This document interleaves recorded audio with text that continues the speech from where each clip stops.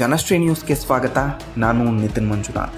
SSLC ಪರೀಕ್ಷೆ ಹಿನ್ನೆಲೆ ಗ್ರಾಮಗಳಲ್ಲಿ ಮೊಬೈಲ್ ಟಿವಿ ನಿರ್ಬಂಧಕ್ಕೆ ಸೂಚನೆ.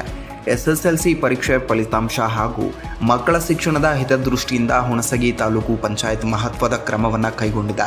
ಹುಣಸಗಿ ತಾಲೂಕು ಪಂಚಾಯತ್ ಕಾರ್ಯನಿರ್ವಾಹಕ ಅಧಿಕಾರಿ ಬಸಣ್ಣ ನಾಯ್ಕ ಅವರು ತಾಲೂಕಿನ ಎಲ್ಲ ಗ್ರಾಮ ಪಂಚಾಯಿತಿ ಅಭಿವೃದ್ಧಿ ಅಧಿಕಾರಿಗಳಿಗೆ ಪತ್ರ ಬರೆದು ವಿಶೇಷ ಸೂಚನೆಯನ್ನು ನೀಡಿದ್ದಾರೆ.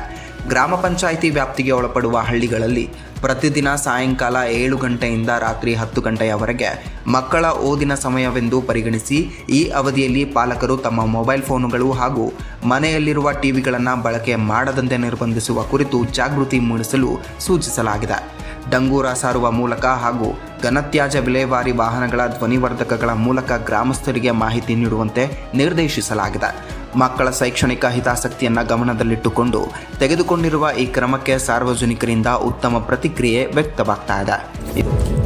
ಇದೇ ರೀತಿಯ ನಿರಂತರ ಅಪ್ಡೇಟ್ಗಳಿಗಾಗಿ ನೋಡ್ತಾ ಇರಿ ಜನಶ್ರೀ ನ್ಯೂಸ್.